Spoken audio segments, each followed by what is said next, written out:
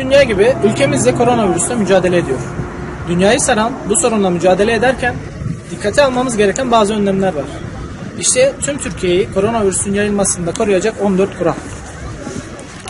Ellerinizi sık sık su ve sabun ile en az 20 saniye boyunca ovarak yıkayın. Öksürme ve hapşırma sırasında ağzınızı ve burnunuzu tek kullanımlık mendille kapayın. Mendil yoksa dirsek içini kullanın. Ellerinizle ağzınıza, gözlerinize ve burnunuza dokunmayın.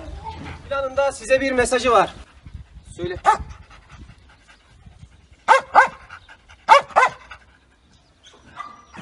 Soğuk algınlığı belirtileri gösteren kişilerle aranıza en az 3-4 adım mesafe koyun. Yurt dışı seyahatlerinizi iptal edin ya da erteleyin. Merhabalar beyefendi, Türkiye'ye hoş geldiniz. Merhaba, hoş bulduk. Beyefendi ilk 14 gün boyunca evimizden çıkmayalım. Ziyaretçi kabul etmeyelim. Kendimizi izole edelim. İzole olan kişilerin yanına, odalarına girdiğimizde maskemizi takalım efendim. Bulunduğumuz ortamları sık sık havalandıralım.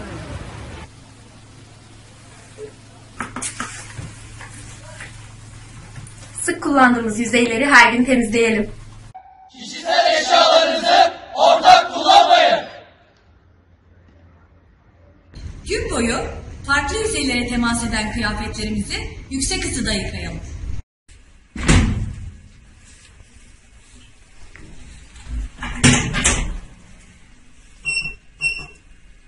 Tokalaşma, sarılma gibi yakın temaslardan kaçının.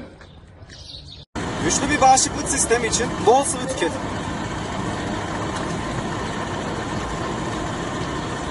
Soğuk algınlığı belirtileriniz varsa yaşlarla ve kronik hastalığı olanlarla temas etmeyin, maske takmadan dışarı çıkmayın.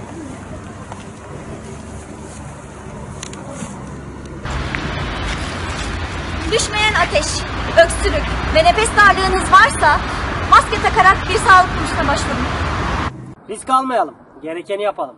14 kurala uyarak koronavirüsün ülkemizde yayılmasına engel olalım. Unutmayın, koronavirüs alacağınız tedbirlerden daha güçlü değildir.